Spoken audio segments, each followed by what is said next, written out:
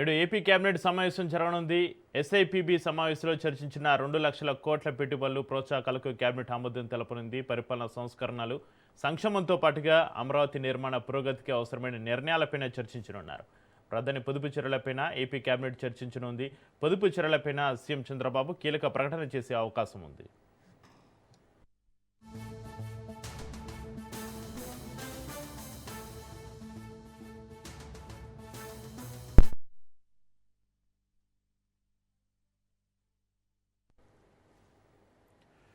నేడు AP cabinet సమావేశం జరగనుంది. ఎస్ఐపిబి సమావేశంలో చర్చించిన 2 లక్షల కోట్ల పెట్టుబడులు ప్రోత్సాహకాలకు కేబినెట్ ఆమోదం తెలపనుంది. పరిపాలనా సంస్కరణలు, సంక్షేమంతో పాటు అమరావతి నిర్మాణ పురోగతికి అవసరమైన నిర్ణయాలపైన చర్చించనున్నారు.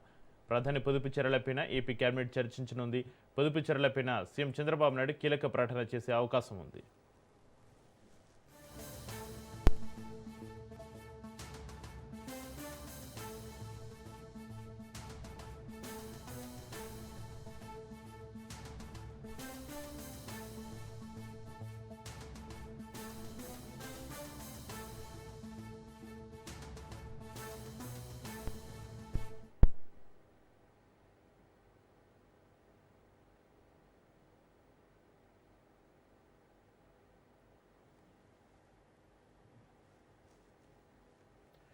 ఏపీ రాజధాని అమరావతిని ప్రపంచ స్థాయి వైద్య విద్య నైపుణ్య అభివృద్ధి కేంద్రంగా తీర్చిదిద్దే దిశగా ప్రభుత్వం కీలక అడుగు వేసింది.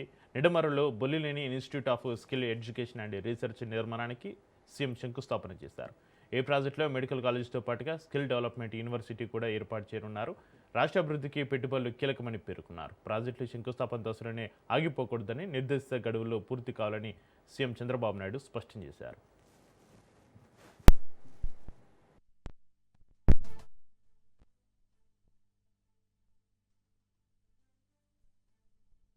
రాష్ట్రంలో ఈ యుద్ధం వల్ల జరిగే చర్యల వల్ల నివారణ కార్యక్రమాలు ఏమేం చేయాలనో అవన్నిటి కూడా బంగారు కొనడం కూడా మానమన్నారు.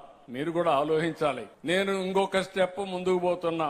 కర్నూలులో బంగారు తయారు చేసే గని మన దగ్గరనే వచ్చింది.